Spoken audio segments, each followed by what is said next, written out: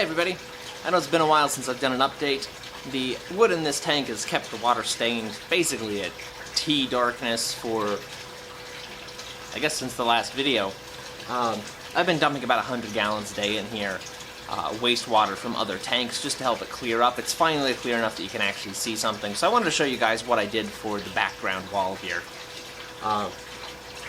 The instructions for what I'm doing that follow this as I'm doing it, I had originally planned to do a rock wall, and when I got to where it is now, I decided I really liked the look of it. It had kind of a lumpy earthen look, and I decided that was okay. It wasn't really what I set out for. If I had to do it again, I would have started trying to make a mud wall instead of trying to make a rock wall and then stopping halfway. But I think it'll look pretty cool. I've got the lights on in here. They're going to stay on 24 hours a day for the next couple of weeks, trying to get some actual algae growth, some diatom, some... I think I've got some black beard algae starting on one of the pieces of wood. I'm hoping some of that will spread over there. I think it'll look pretty cool. Right now, it does still look a little bit wet blanket, but I think the algae will help cover that up. Overall, I'm pretty happy with it for the amount of time that it took. I spent, probably 4 hours on this over the course of about 6 days. Cost was probably about 80 bucks for all of it, if I'm remembering that right.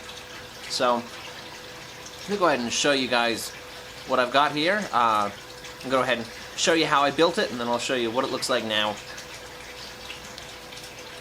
the first time I've done something like this. It's a little weird. Yeah.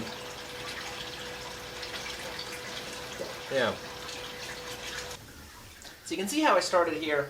I just took random packing material, the plastic foam or styrofoam that just comes in random things that I've purchased, I've just saved over the last few months, and I've siliconed these directly to the wall. And then I took some spray foam, just the Great Stuff expanding foam, and went ahead and did a little bit of a textured pattern here.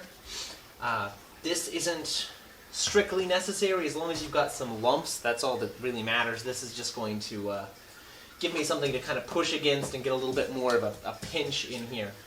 Now, in order to get the actual rock face on this, I am using polyfill. It is just polyester batting for like making quilts and things. And what I'm going to be doing is I'm just going to be applying some silicone directly into these spaces here, some directly onto this foam, and I'm going to be sticking it in, then letting it sit for 24 hours before I come back, and I'm going to be applying paste of concrete over it. I'm going to be using tile mortar, the floor mortar that goes underneath the tiles, not the ceiling stuff. And after that cures, we'll be coming back and hitting this with some colored mortar to actually give some color and some shadow and texture and things to it. So we'll go ahead and start on that right now.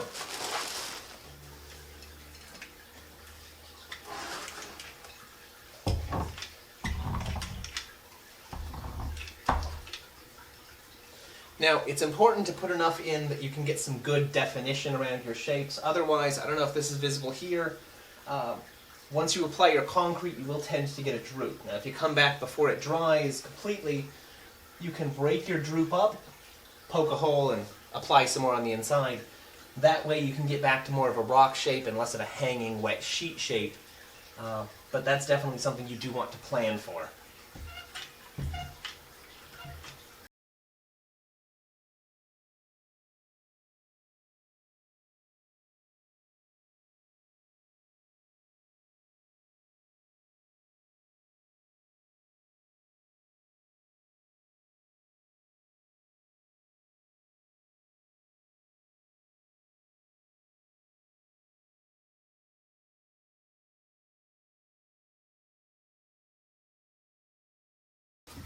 So once the silicone has had a chance to cure overnight, I will come back and I will start to add some extra detail, and any place that's really, really floppy I will fix. What I will do is cut a small hole in it, Get a bit of spray foam.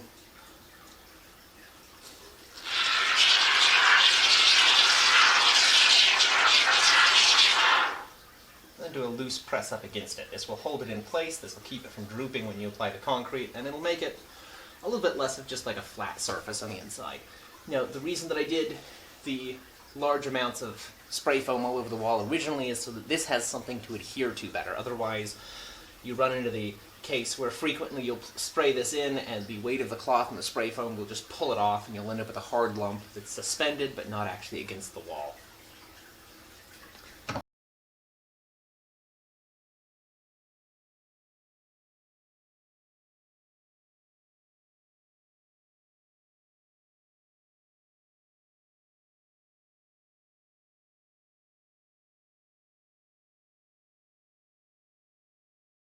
So spray foam has had time to cure. You can see some of the yellow areas in here where I've applied it. It does have a tendency to make it a very rounded, smooth surface, but even the areas in here that are wrinkled and have kind of a rock appearance right now they're going to smooth out once I put the concrete on. So it's okay that that's smooth. I'm going to come back with some smaller sheets of this, just the excess that's been cut off, and I'm going to be just doing a cement dip and applying that directly to add some more texture and things to it once this cures a little bit. So I'm going to go ahead and start putting on the cement now. What I will generally do is I'll just do a consistency that's about, a milkshake, and I will just rub it into the fabric here so that it will not come off. It will stick quite a ways into this. And that means that if I need to reform it or something while it's curing, I can break it and push it back where I want and then apply more to reseal it into the new shape. This method, this is the first time I've done this. It seems to be working pretty well. So we'll see how it turns out. So I've just got a 5-gallon bucket. The biggest thing when you're working with this is a little bit of water is enough to use a whole lot of tile mortar. So I only add about ½ an inch to the bucket, and then I will just continue adding handfuls of the mortar powder until I get about, like I said, a milkshake consistency.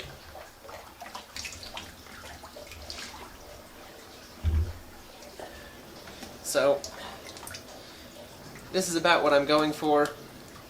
It sticks very well to things, but it's still pretty runny. I'll just take this and rub it straight into the fabric. Now, just a loose piece. When I come back in to add texture later, I will dip the fabric directly into the mortar mix, and I will just put it where I want it to be, and then smooth that back out. And that will let me add lumps and things because the underlying surface will be hard again. So I'm just going to go ahead and coat this entire wall here with this, rubbing it in pretty thinly. Again, I've got water in the bottom here, so anything that drips isn't going to cure and create a big gross mess on the bottom. It will be very easy to clean up afterwards. I'm going to finish this up and we'll come back and look at it tomorrow after it hardens a bit so we can start adding some more detail.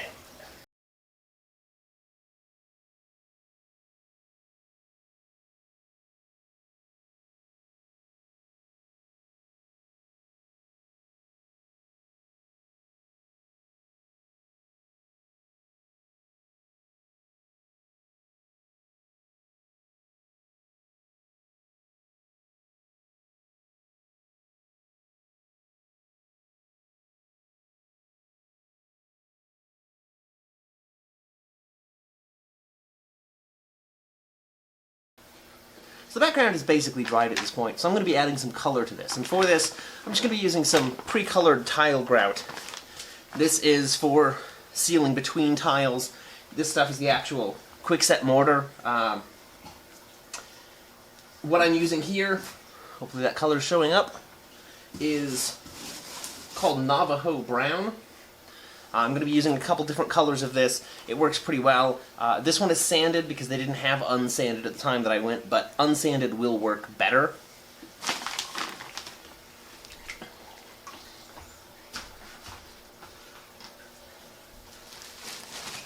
For the application, I'm going to be using a wad of polyfill. I don't particularly want to fight with a brush for this, so just grabbing a wad. What I've done is I've made a very, very watery slurry. And I'm just going to soak it and wipe it on. It is very thin, and it will make quite a mess.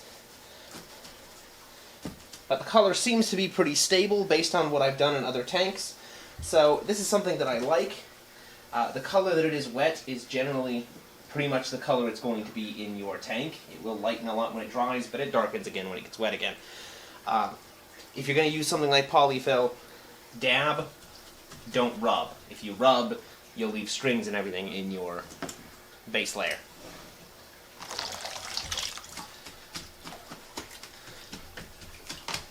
You do want to wait until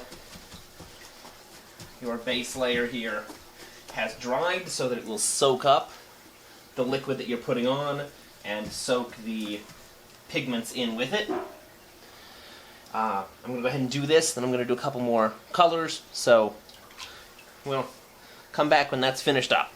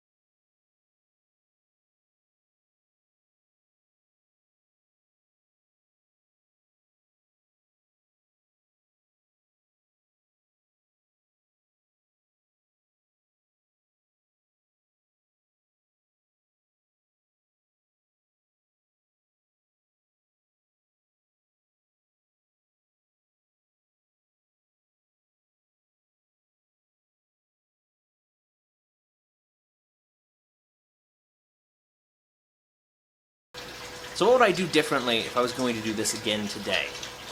First, knowing that I want a mud look on this now, I would make it a lot smoother than it is now. I would just have raises to try to cover up the fact that there's support beams behind it, make it look a little bit more random. But other than that, I wouldn't have done most of the lumps that I was going to turn into rocks. They do look a little bit funny, but I think once there's some algae growth on it and some plants growing around them, you won't notice. Overall, I'm pretty happy with it. Let me know what you guys think in the comments, and next time we'll be looking at the heating system that I'm putting in. You can see some of the coils here from when I was filling it with refrigerant so that the system wouldn't overheat. Doing a custom heat pump, and I'm just waiting for the yard to thaw at this point so that I can go dig some 3-foot deep trenches so that I can run some tubing for stealing heat from the ground. That's a pretty cool project, I think, so we'll look at that next time. Until then, everybody take it easy. If you like this video, don't forget to subscribe. Go ahead and hit that thumbs up button.